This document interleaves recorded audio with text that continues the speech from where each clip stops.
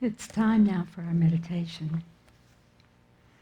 And this morning, I'll be using blessings from Julia Cameron.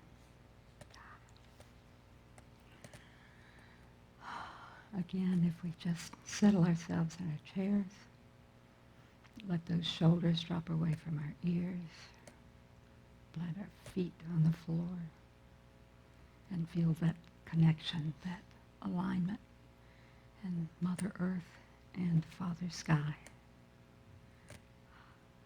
My strength is a fortress. I cherish the depths of my inner resources. I have far more stamina, resiliency, and power than I sometimes know. Counting my true reservoirs of inner potency, I see that I am strong, stronger than I know, even stronger than I need.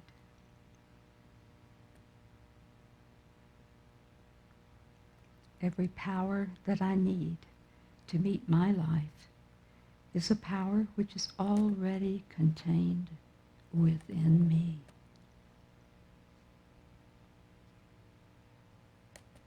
I am funded in universal strength.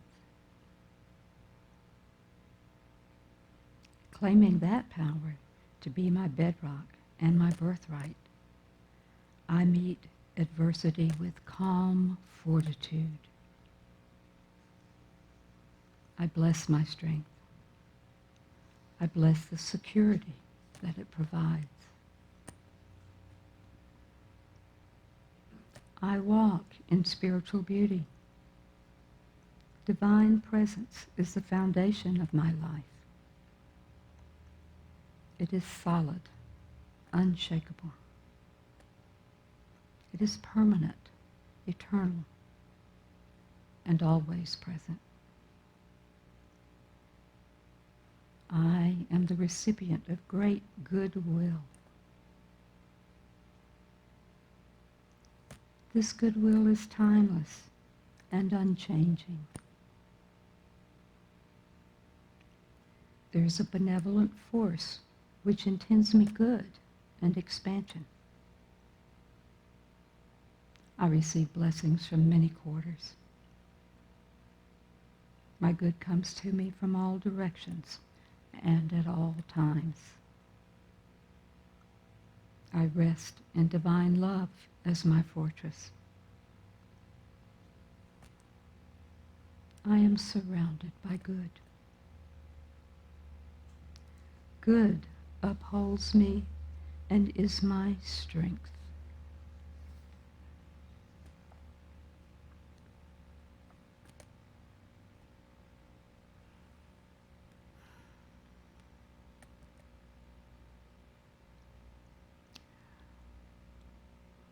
And when you're ready, you can start moving about and re-enter this time and space.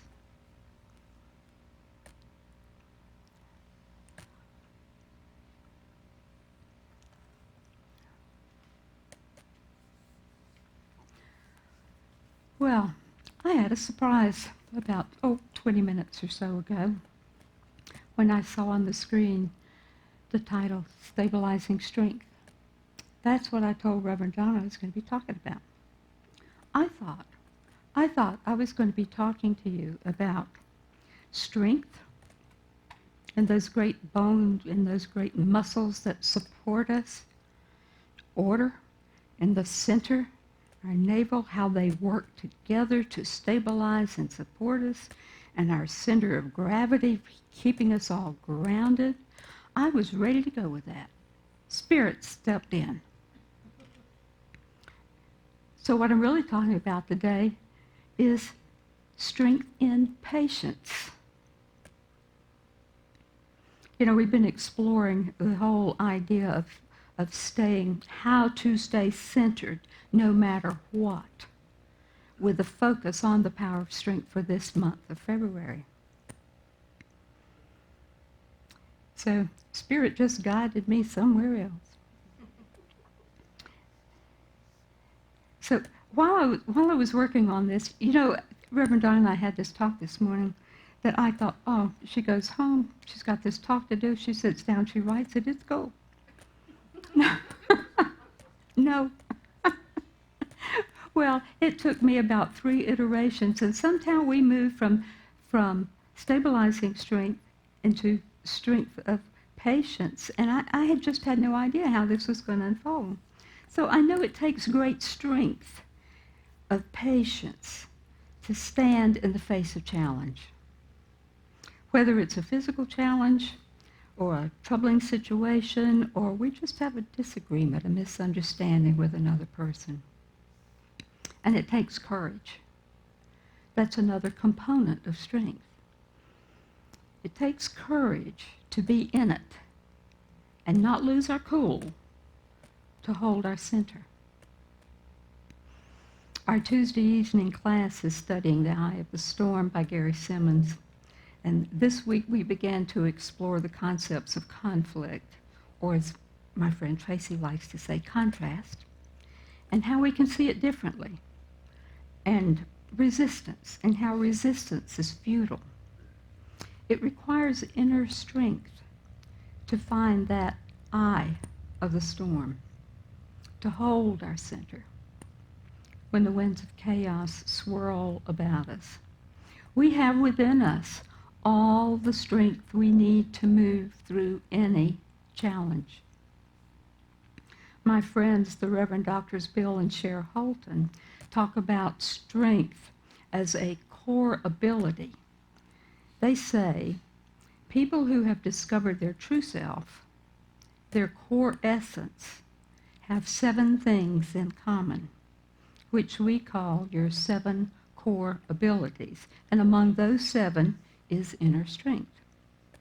Their definition of inner strength is the fortitude to use your internal resources, your mental skills, your physical capabilities to defeat difficulties of all kinds by connecting with what they call your extraordinary nature. That is your divine nature, your higher self. It means having our human nature aligned with our divine nature. Inner strength is the epitome of tenacity, determination, and fortitude, which you already possess at a deep level. They go on to describe the influence of willpower on inner strength. Willpower, the internal engine that can move you toward the success and achievements you want. Willpower, which is inner strength in high gear. It manifests as the ability to control unnecessary and harmful impulses. We've learned we back away from fire. The ability to make decisions, abide by those decisions, and follow them with perseverance. Go on a diet, stick with it until you accomplish what you want to do. Inner strength also gives you the courage and the moxie to endure and overcome any and all resistance and opposition, difficulties and hardships. Inner strength means you have more willpower than won't power. Yeah, my friends, we are powerful beings. If we could only grasp that. We don't realize how powerful we are until we're faced with challenges. And we always come out the other side stronger. But there's more. Turning now to Reverend Philip Pearson from the 12 Freedoms, and he's my stabilizing strength guy. He reminds us that the faculty of strength it's not a physical strength, but a metaphysical idea that stands under the idea of strength. He says, when we speak of the strength faculty, we mean the ability to persist and be patient in the activities of all the facilities. They all work together. When I tried to sort this out, is it strength? Is it order? Is it faith? Is it imagination? They all go together. And they're all in service at the same time. The strength faculty is essential to the process of changing consciousness, and that's what we're here for, to grow our consciousness. When we want to change something about ourselves, our behaviors, we need to create new neural pathways. That doesn't happen overnight, and we need the persistence and the perseverance of the strength faculty to create the new brain circuits to make those changes. Pearson says, and here's where we get to patience. Pearson says, I want to emphasize that another word for this strength faculty is patience. The ability to be in a situation or to stand with another person without losing our peace. Patience allows us to stand calmly under varying degrees of pressure. That pressure may be from a failure to see quick results as expected, or from other time issues. If we are bound to a situation, a lack of patience may produce a sense of frustration that can be crippling.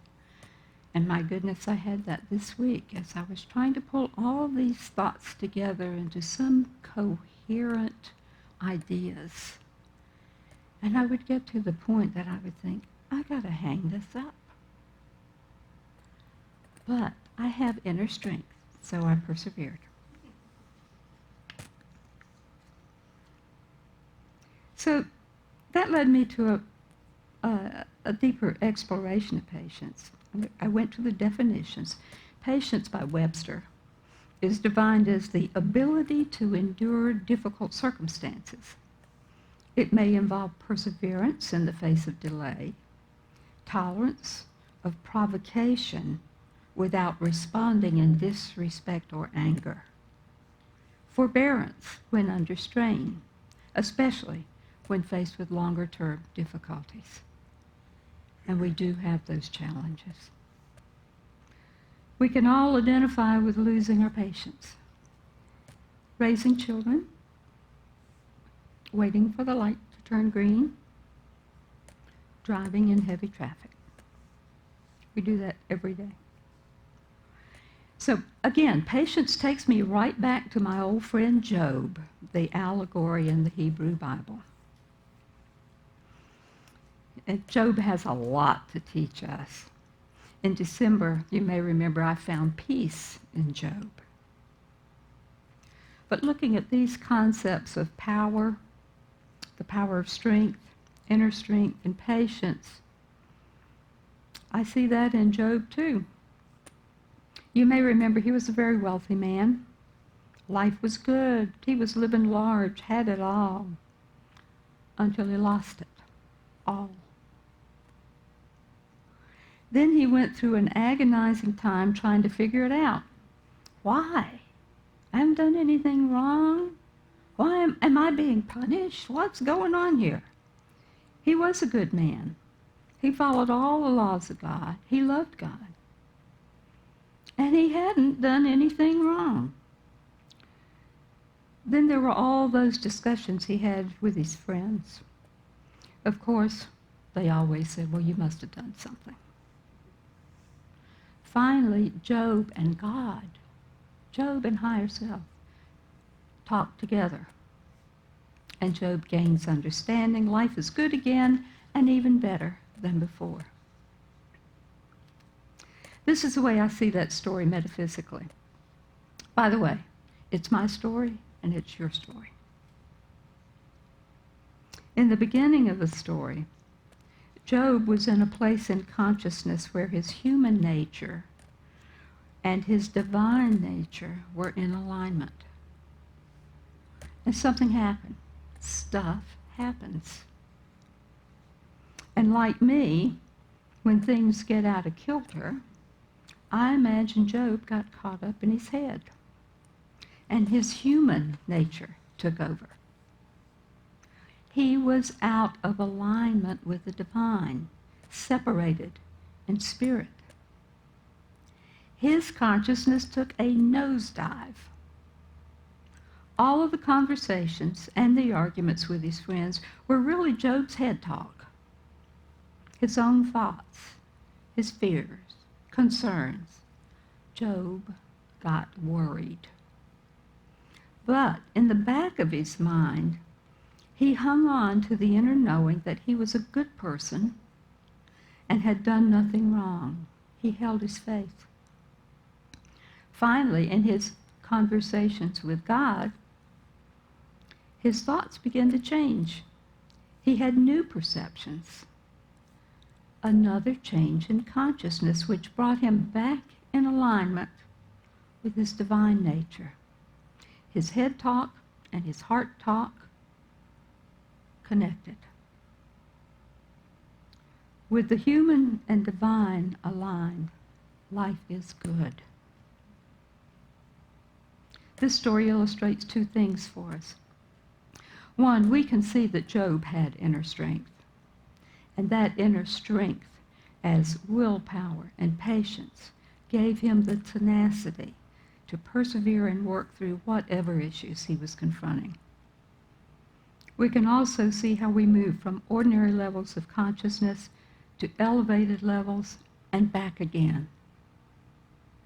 Now, it took him 42 chapters, but Job got there. He found his eye of the storm. We all have our Job experience, needing to call forth patience. I think of the times during my relationship with my late husband when he had respiratory flare-ups with COPD. His natural emotional reaction was fear. Difficulty breathing, air hunger ignites anxiety. And I also felt fear. Fear for his discomfort, fear for not knowing whether he was going to survive this episode. I learned, or maybe I developed, the courage to put my fears aside and go within to find that place of peace, holding on to faith. In those last months of his life, there were many days I would sit in the hospital with him in a chair and me sitting on his bed with my little art journal, just going to that place of peace and comfort and beauty and stillness.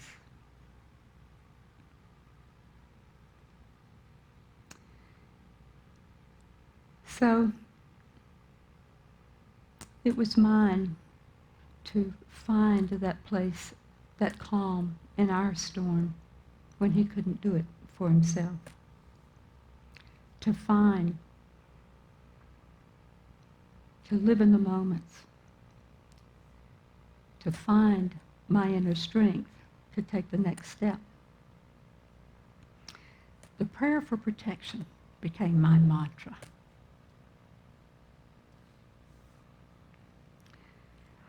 I do believe that a big part of inner strength is practicing patience. It's adapting a wait-and-see attitude without jumping to scary conclusions. I don't always practice what I know. Just a little reminder, all our powers are active all the time. We choose how to use them at a higher, or for lack of a better word, a lower level of consciousness.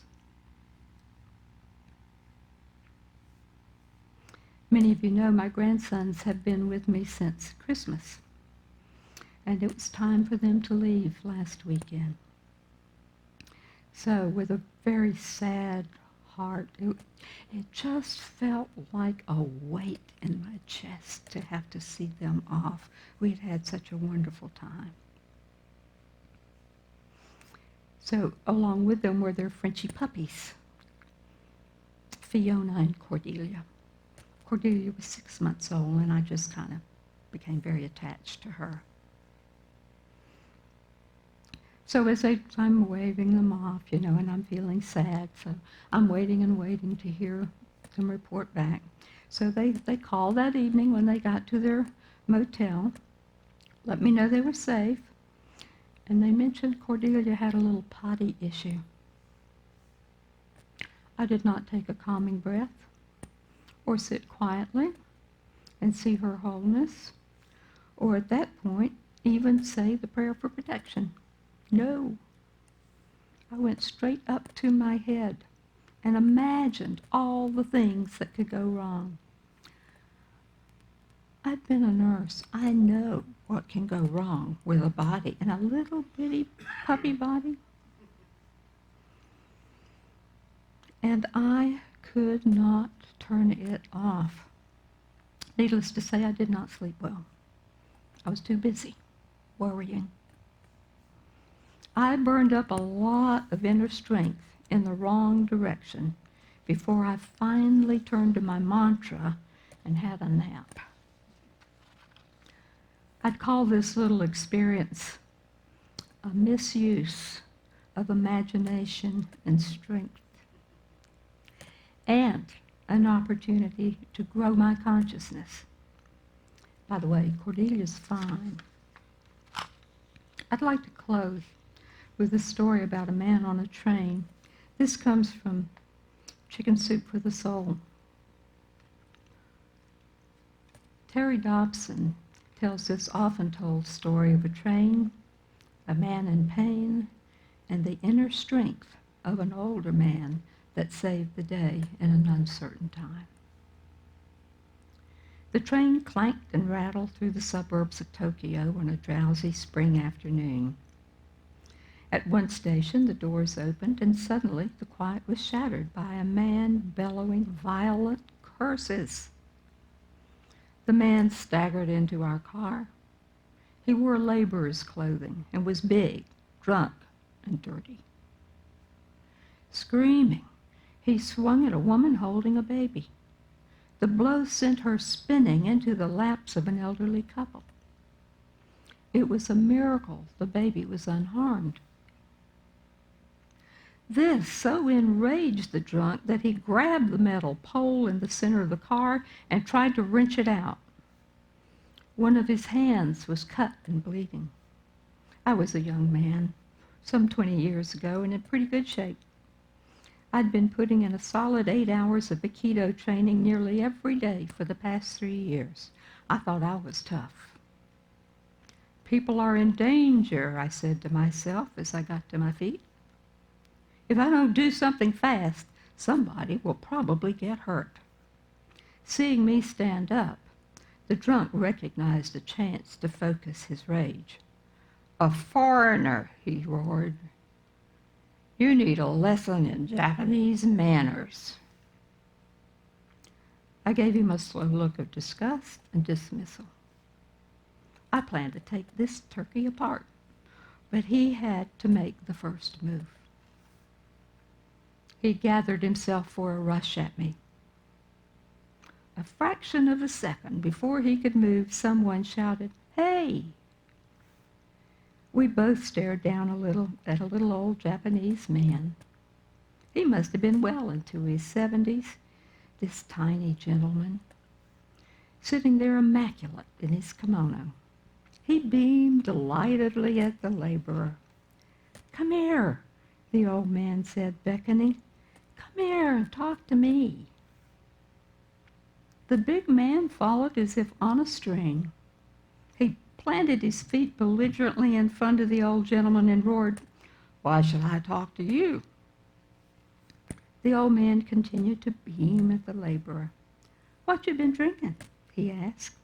"I've been drinking sake," the laborer bellowed back, "and it's none of your business." "Oh, that's wonderful," the old man said. "Absolutely wonderful. You see, I love sake too. Every night, me and my wife, she's 76, we warm up a little bottle of sake and take it out into the garden, and we sit on an old wooden bench. We watch the sun go down, and we look to see how our persimmon tree is doing. My great-grandfather planted that tree, and we worry about whether it will recover from those ice storms we had last winter. He looked at the laborer, eyes twinkling. As he struggled to follow the old man, his face began to soften. His fists slowly unclenched. "Yeah," he said, "I love persimmons too." "Yes," said the old man, smiling. "And I'm sure you have a wonderful wife." "No," replied the laborer. "My wife died." The big man began to sob. "I don't got no wife. I don't got no home. I don't got no job. I'm so ashamed of myself." Tears rolled down his cheeks. A spasm of despair rippled through his body. The train arrived at my stop. As the doors opened, I turned my head for one last look. The laborer was sprawled on the seat, with his head on the old man's lap. The old man was softly stroking the filthy, matted hair. Thank you.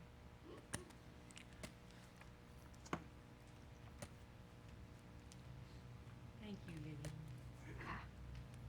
Thank you, Vivian. I love that. Love the stories. That was wonderful. Thank you so much for sharing that today. Now is the time in our service when we get to bless our tithes and our offerings here in this ministry. So I invite you to take out your offerings and tithes and let's bless them together. And those of you that are at home, if you'll punch that PayPal button, we'd be so grateful. Divine love, through me, blesses and multiplies all that I am, all that I have, all that I give, and all that I receive. Thank you, God, that this is so. And now let's close our service with the prayer for protection. The light of God surrounds us. The love of God enfolds us. The power of God protects us. And the presence of God watches over us. Wherever we are, God is, and all is well. Thank you so much. Namaste, everyone.